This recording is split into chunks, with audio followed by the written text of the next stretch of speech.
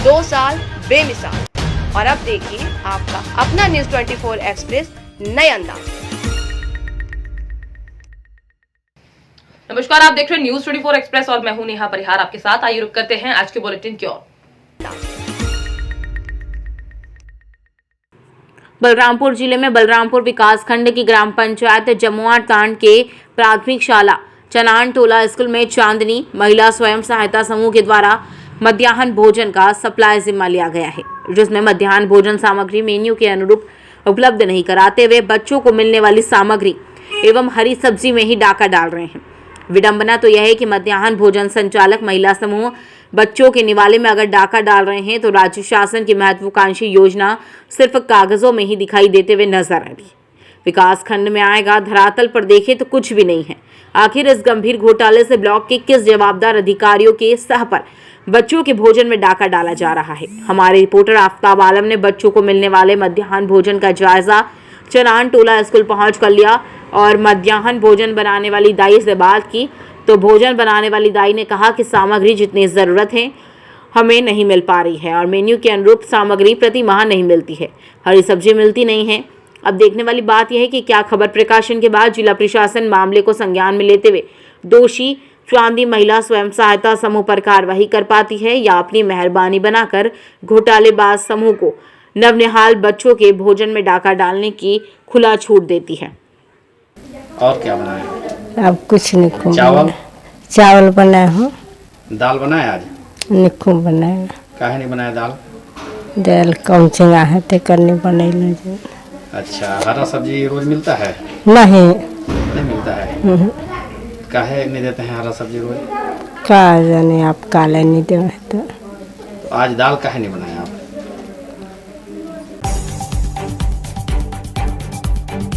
खबर मध्य प्रदेश के हरदा जिले से आ रही है, जहां वृद्ध पर अत्याचार हो रहा है। वृद्ध की जमीन पर धन्नालाल पिता मांगीलाल ने ग्राम कोटवाड़ सरपंच व सचिव की मिलीभगत से अवैध कब्जा कर इंदिरा आवास बनाया है। वृद्ध ने कई बार शिकायत कर न्याय की गुहार लगाई, लेकिन जिम्मेदार अधिकारी व कर्मचारियों ने कोई सुनवाई नहीं की। मामला कृषि मंत्री कमल पटेल की गृह ग्राम बारंगा से है। महज 4 किलोमीटर दूर स्थित बमन गांव का है। इसके बाद भी जिसे देखने और सुनने वाला कोई नहीं है। एक तरफ मध्य प्रदेश के मुख्यमंत्री शिवराज सिंह चौहान बुजुर्गों के हितैषी कहे जाने वाले बेटे हैं, बुजुर्गों को तीर्थ दर्शन करवाते हैं और उन्हीं की सरकार में ऐसा हो रहा है। आप सहज अंदाजा लगा सकते हैं कि कोई भी अधिकारी इस मामले का संज्ञान नहीं ले रहा। वृद्ध सरकारी दफ्तरों के चक्कर लगाकर परेशान है। वृद्ध के बेटे कांता प्रसाद नागले ने मीडिया को बताया कि कलेक्टर संजय गुप्ता के नाम मंगलवार को एक ज्ञापन दिया था। उन्होंने बताया कि उनके पिता ओमदास नागले की जमीन बमन गांव में है, जिसकी तहसील खिरकिया जिला हरदा के राजस्व अभिलेख में दर्ज है, लेकिन मेरे पिता को अभी तक कब्जा नहीं मिला। मेरे पिता की निजी भूमि पर धन्नालाल पिता मांगीलाल ने लगभग 320 वर्ग फुट पर कोटवाड़ सरपंच व सचिव से साठगांठ अवैध कब्जा कर इंदिरा आवास योजना लेकर मकान निर्माण करवाया है। 5 से 6 वर्ष से कब्जा कर लिया है। इस मामले की कई बार पूर्व में भी शिकायत की गई, लेकिन प्रशासन द्वारा कोई कार्रवाई नहीं की गई। उन्होंने मांग की है कि संबंधित पर कार्रवाई कर भूमि से अवैध कब्जा हटा जाए। क्या नाम है आपका? कांता प्रसाद। कहाँ रहते हैं? बमन गाँव। अच्छा, आज कलेक्टर ऑफिस किस मामले को लेकर आए हैं? तो जमीन विवाद के मामले में लेके आए हैं सर। अच्छा, क्या विवाद में क्या है मामला? ये विवाद में यह है कि सर 5 साल से ये चल रहा है। हाँ। हमने शिकायतें की हैं। किसकी शिकायत की आपने? हमने धन्नालाल की शिकायतें की है। इंदिरा आवास तो इंदिरा आवास बनाए हैं तो किसकी जगह पे बनाए? सर वो हमारी जगह पे बनाया। हमारे पास पूरे दस्तावेज हैं। दस्तावेज हैं? जी सर। इस मामले की पूर्व में भी आपने शिकायत की थी? जी सर, जी पूर्व में भी की थी, कोई भी कार्रवाई नहीं हुई। तो अब क्या आज आए हैं तो आपने किसको शिकायत की है? आज कलेक्टर साहब को की है शिकायत।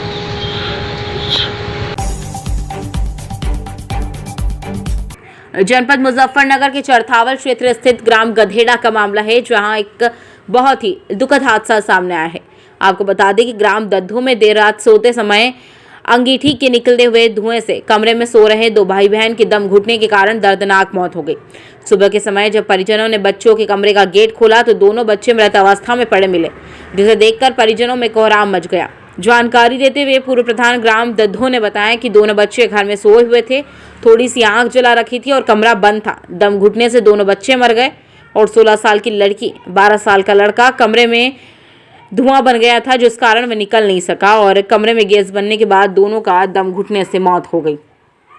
सर, चरथावली क्षेत्र में 2 बच्चों की मौत है सर जलने से, क्या पूरा मामला? ये आज थाना चरथावली क्षेत्र में सूचना आई थी कि एक गांव में 2 बच्चों की मृत्यु हो गई है और सूचना मिलते ही पुलिस मौके पे पहुंची थी। मौके पे पहुंचते ही जानकारी हुई है कि 2 बच्चे जो कि अपने घर में ही सो रहे थे, ऊपर एक कमरा था वहाँ सो रहे थे और कमरे में अभी वहाँ पे जाके पता चला कि कोई वेंटिलेशन वगैरह था नहीं और उन्होंने अंदर कोयला वगैरह जला रखा था गर्माहट वगैरह कर होने के लिए, और जिसके फलस्वरूप वेंटिलेशन नहीं हुई और उनको संभवतः सांस लेने में दिक्कत हुई और जिससे उनकी तबीयत बिगड़ गई और बाद में उनकी डेथ हो गई। तो अभी हम जानकारी कर रहे हैं कि और क्या इसमें तथ्य हैं और इसके आधार पर हम विधिक कार्रवाई कर रहे हैं। सर, और भी कोई परिवार का था उनका उस समय या ऊपर सिर्फ 2 बच्चे? नहीं, उसमें 2 ही बच्चे थे और उन्हीं की अभी तक जानकारी नहीं है। ठीक, थैंक यू। बलरामपुर विकासखंड के जमोटान नदी पारा आंगनवाड़ी केंद्र से जिस आंगनवाड़ी कार्यकर्ता एवं सहायिका को गांव के नैनिहाल बच्चों को आंगनवाड़ी तक लाने का जिम्मा एवं पौष्टिक आहार खिलाने का जिम्मा सौंपा है, उसकी निष्क्रियता की वजह से गांव के बच्चों को ना ही आंगनवाड़ी केंद्रों तक लाया जा रहा है और ना ही उन्हें पौष्टिक आहार खिलाया जा रहा है।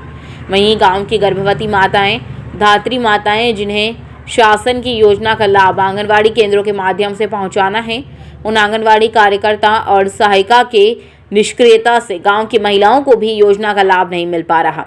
हमारे रिपोर्टर आफ्ताब आलम ने जमुआट तान नदी पारा आंगनवाड़ी केंद्र पहुंचकर गांव के नैनिहाल बच्चों के बारे में जानकारी ली तो पता चला कि बच्चे आए ही नहीं हैं।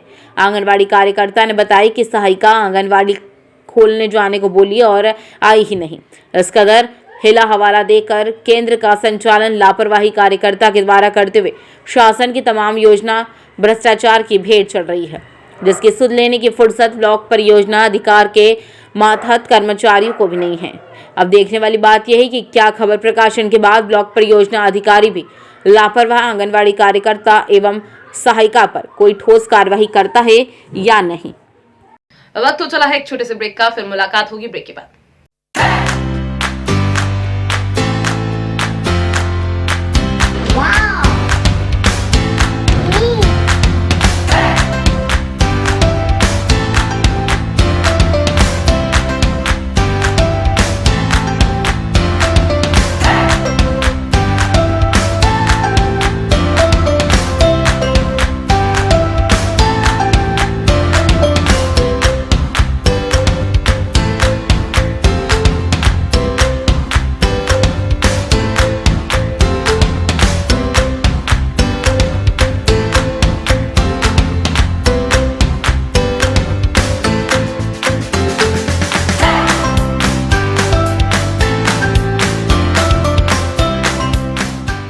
ब्रेक के बाद एक बार फिर आप सभी का स्वागत है। आइए बढ़ते हैं अगली खबर की ओर।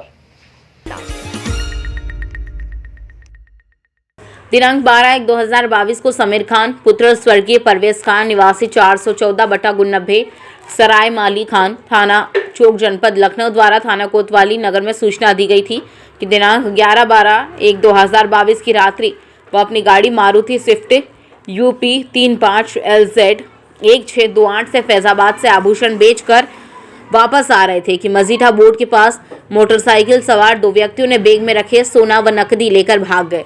इस संबंध में थाना कोतवाली नगर पर मुख्य अपराध संख्या 32/2022 धारा 394 भारतीय दंड विधान पंजीकृत किया गया।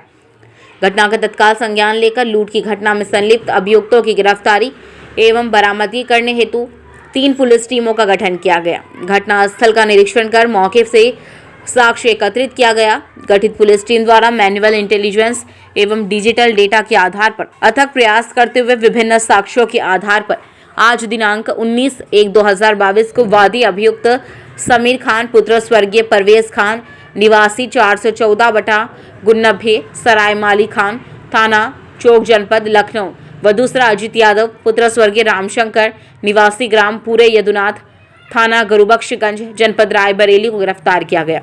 अभियुक्त गण के कब्जे से कुल रुपए 5,17,000, कुल वजन 1 किलोग्राम 416 ग्राम व 9 मिलीग्राम सोना लगभग 70 लाख रुपए की कीमत का व घटना में प्रयुक्त एक वाहन स्विफ्ट कार बरामद की गई। पूछताछ पर अभियुक्त समीर ने बताया कि दिनांक 12/1/22 को मेरे साथ लूट की घटना हुई जो झूठी थी। मैंने अमित सोनी तथा कारीगर मोनीरुल इस्लाम के सोने व जेवर को हड़पने की नियत से कारीगर अजित यादव के साथ मिलकर एक योजना बनाई, जिसमें मैंने अमित सोनी से नई डिजाइन के जेवर बनवाने के लिए सोना लिया था तथा कारीगर मोनीरुल इस्लाम से भी कमीशन दिलाने की बात कह कर जेवर बनवाने के लिए सोने के जेवर लेकर अजित यादव के साथ लखनऊ से फैजाबाद गया तथा वापसी में जब कार से बाराबंकी हाईवे पर पहुंचा तो योजना के अनुसार अजित यादव को अमित सोनी व कारीगर मोनीरुल इस्लाम से लिया गया सोना व सोने के जेवर तथा स्वयं का भी 5,50,000 रुपये व 14.75 ग्राम सोना देकर रायबरेली भेज दिया। वादी अमित सोनी व कारीगर मोनीरुल इस्लाम की तहरीर पर थाना कोतवाली नगर पर अभियुक्त गण के विरुद्ध मुख्य अपराध संख्या 51 व 53 2022 धारा 406, 504, 420, 411 भारतीय दंड विधान पंजीकृत किया गया। जी देखिए, जैसा आप जानते ही हैं कि 12 तारीख की सुबह में एक सूचना पुलिस को मिली थी जिसमें कि एक लखनऊ के व्यापारी द्वारा लूट हो जाने की घटना की जानकारी पुलिस को दी थी और पुलिस इस घटना के बाद तत्काल मौके पर पहुंची। घटनास्थल निरीक्षण सभी ऑफिसर्स द्वारा किया गया। इस घटना में जैसे बताया गया था कि हमने 5 टीमें गठित की थी और उन टीमों ने हमारे एडिशनल एसपी साहब और हमारे सीओ सिटी के नेतृत्व में बहुत अच्छा काम किया है, हमारे स्वाट प्रभारी और एसएचओ नगर ने। और इस घटना का खुलासा इस प्रकार से हुआ है कि जो इस घटना के वादी समीर खान है, जो लखनऊ के एक व्यापारी भी हैं जो सोने का काम करते हैं, इन्होंने अपने साथी व्यापारियों के सोने और पैसे को गबन करने के उद्देश्य से, जिससे कि उनको पैसा ना देना पड़े, इन्होंने ये पूरी लूट की घटना प्लान की और इनमें इसका साथी था अजीत यादव, जिनके माध्यम से इन्होंने इस पूरे सोने और कैश को गायब करवा दिया था। और ये लखनऊ से जब अयोध्या जाते थे तो उसी में इन्होंने घटना प्लान की और इन्होंने अयोध्या से वापसी के समय अपने साथी अजीत को सारा माल ले जाके भेज दिया और इस पूरे सामान को छिपा दिया। पुलिस ने सीसीटीवी फुटेज और सर्विलांस और अन्य इंटरोगेशन के माध्यम से इस पूरी घटना का खुलासा किया है, जिसमें कि यह बात सामने आई है कि समीर ने अपने साथी अजीत के ही माध्यम से ये पूरा ज्वेलरी छिपा ली थी। पुलिस ने इस घटना का सफल अनावरण करते हुए बहुत निष्पक्ष और पारदर्शी तरीके से बरामदगी की है और मैं आपको बता दूं कि यह बरामदगी लगभग 1400 ग्राम सोना और 5 लाख कैश, जिसकी कीमत लगभग 75 लाख बनती है, बहुत बड़ी बरामदगी पुलिस ने इसमें की है। और इतनी कम समय में इतनी एक डिफिकल्ट घटना को, जिसमें कि बहुत सारे कॉम्प्लेक्सिटीज थी, क्लू समझ में नहीं आ रहे थे, इस पूरी घटना को पुलिस ने इतनी बखूबी तरीके से वर्कआउट किया है। इस पूरी टीम को बहुत बहुत बधाई। साथ ही पूरी टीम को 25,000 का इनाम की घोषणा की जा रही है और इस पूरी टीम को हम लोग डीजी कमेंडेशन डिस्क के लिए भी रिकमेंड कर रहे हैं। इसके पीछे उद्देश्य क्या था जी लूट खुद किया उन्होंने?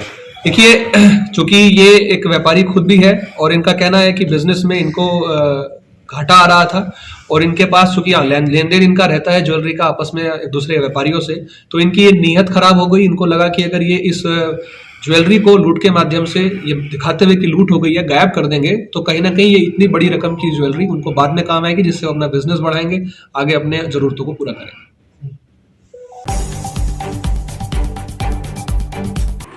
19/1/2022 को जिला जनपद के पंचायत कुसमी के अंतर्गत ग्राम पंचायत चांदो के सचिव के द्वारा पंचायतों में फर्जी रूप से 30 लाख रुपए गबन करने का आरोप चांदो के सरपंच, पंच एवं ग्रामीणों के द्वारा कलेक्टर को ज्ञापन दिया गया था। जांच कर कार्रवाई करने की मांग की गई थी, जिस पर जिला पंचायत सीईओ के प्रतिनिधि एवं सक्षम अधिकारी संजय यादव एवं पीओ सहित सब इंजीनियर के द्वारा जांच में ग्राम पंचायत चांदो सामुदायिक भवन में जांच के लिए उपस्थित हुए थे, जिसमें सरपंच, उप सरपंच, पंच एवं ग्रामीण उपस्थित हुए। सचिव फुलेश्वर तिर्की को बुलाने के लिए सब इंजीनियर राष्ट्रीय वर्मा ने फोन लगाया तो सचिव ने आने से साफ मना कर दिया। सचिव ने कहा कि मैं नहीं आऊंगा, जांच करने वालों को करने दीजिए। उसके बाद सक्षम अधिकारी संजय यादव ने सचिव फुलेश्वर तिर्की को फोन लगाया, जिसमें सचिव फुलेश्वर तिर्की ने फोन नहीं उठाया। उसके बाद सक्षम अधिकारी संजय यादव ने सरपंच, उप सरपंच एवं पंच ग्रामीणों से चर्चा करते हुए कहा कि सचिव नहीं आया, कैसे बुक के बगैर जांच नहीं कर पाऊंगा। इसके बाद सक्षम अधिकारी पंचनामा बनाकर सभी ग्रामीणों का बयान लिया। ग्राम पंचायत के सरपंच, पंच एवं ग्रामीणों को गुमराह करके बिना कोई प्रस्ताव पारित किए, बिना कोई काम करवाए 14वें वित्त के खाते से जनपद में डेटा एंट्री ऑपरेटर से मिली भगत कर सफलतापूर्वक सरपंच डीएसी प्राप्त कर पीएमएफ्स के माध्यम से सचिव अपने पुत्र अविनाश तिर्की के खाते में बीते वर्ष मार्च 2020 से मार्च 2021 तक 17,50,565 रुपए का भुगतान किया गया। अपनी पत्नी श्रीमती भवंती तिर्की के खाते में बिना निर्माण कार्य के बिना मार्च 2020 के मार्च 2021 तक 15,99,132 लाख रुपए का भुगतान किया गया। ग्रामीणों के बयान के अनुसार सचिव फुलेश्वर तिर्की के कार्य व्यवहार में ग्राम पंचायत से ग्रामीणों में आक्रोश बना हुआ है। सरपंच सचिव में आपसी तालमेल नहीं होने के कारण विवाद की स्थिति बनी रहती है, जिसकी निष्पक्ष जांच कर कार्रवाई की जाने की आवश्यकता है। कलेक्टर को सौंपे ज्ञापन में आरोप लगाया गया है कि संबंधित सचिव द्वारा ग्राम बसकेपी में सचिव रहने के दौरान भ्रष्टाचार के आरोप में 4 महीने जेल भी काट चुका है। ग्रामीणों ने बताया कि पूर्व में भी जनपद सीईओ एवं एसडीएम से सचिव के द्वारा की जा रही अनियमितता की शिकायत की गई थी, परंतु उसके बाद भी जांच के नाम पर सिर्फ खानापूर्ति की गई, जिसके बाद सचिव के द्वारा भ्रष्टाचार किया गया। ग्रामीणों ने कहा कि जनपद के अधिकारियों के पास शिकायत करने पर सिर्फ आश्वासन दिया जाता है और शिकायत के आवेदन पन्नों में दबे रह जाते हैं।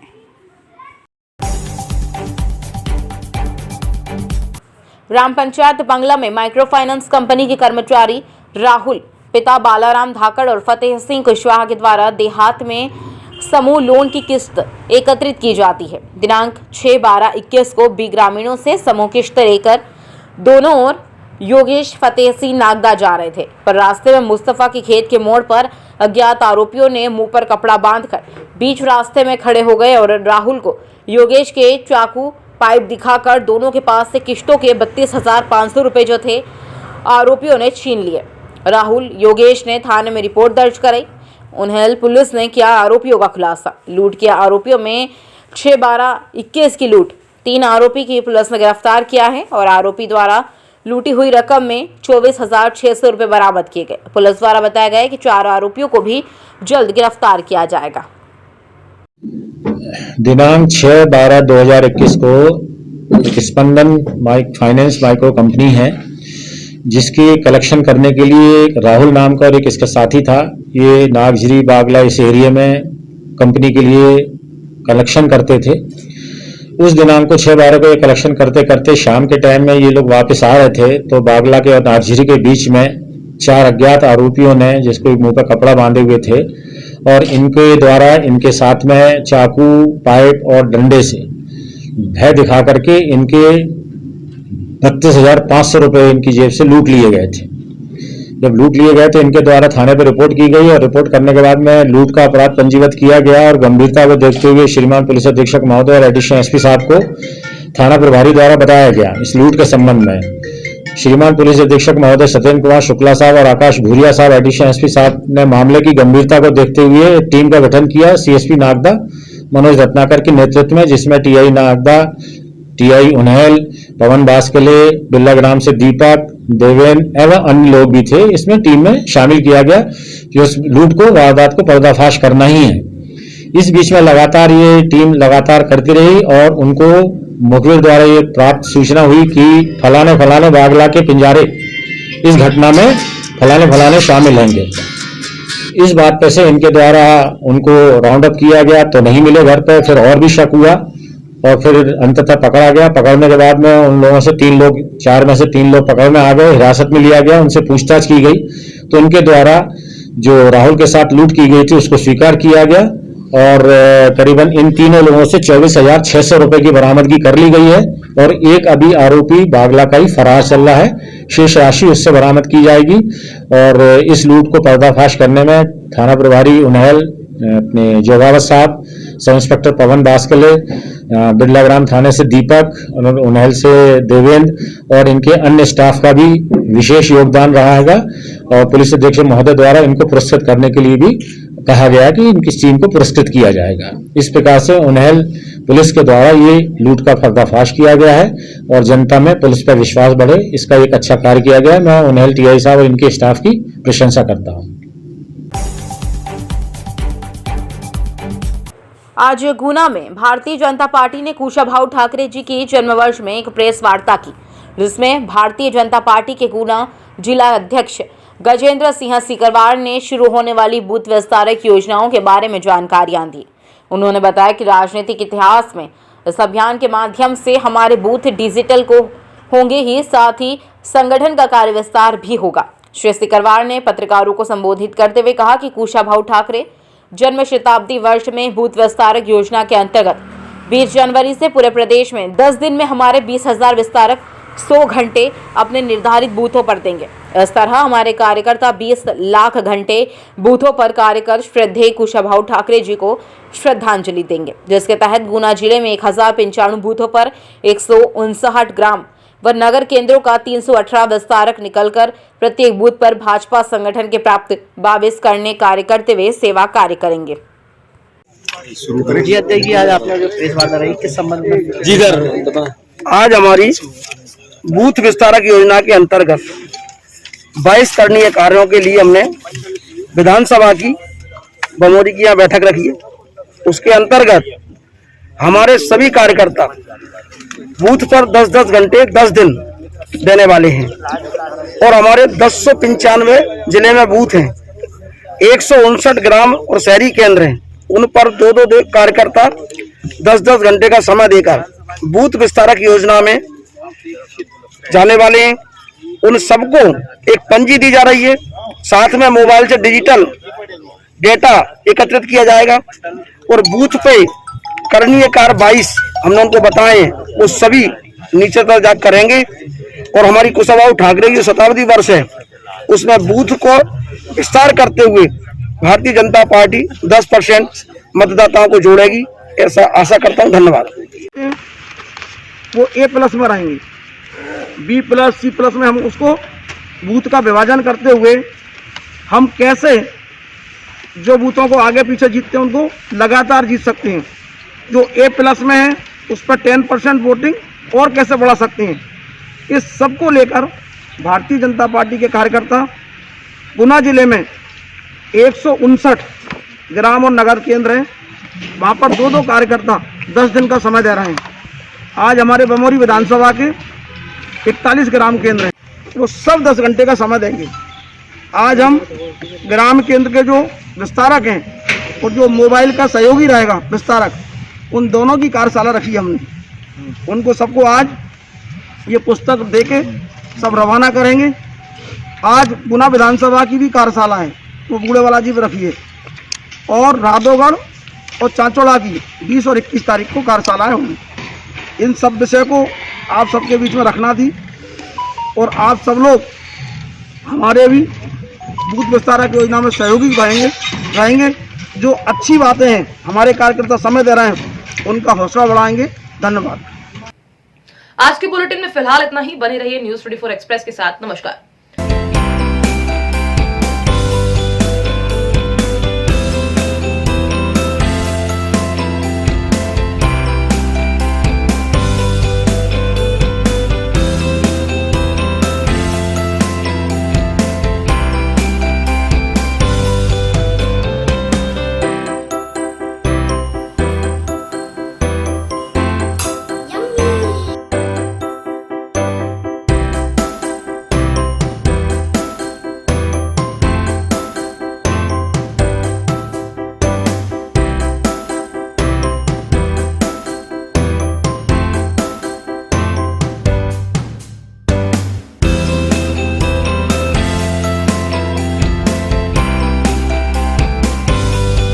एक्सप्रेस के 2 साल बेमिसाल। और अब देखिए आपका अपना न्यूज़ 24 एक्सप्रेस नए अंदाज।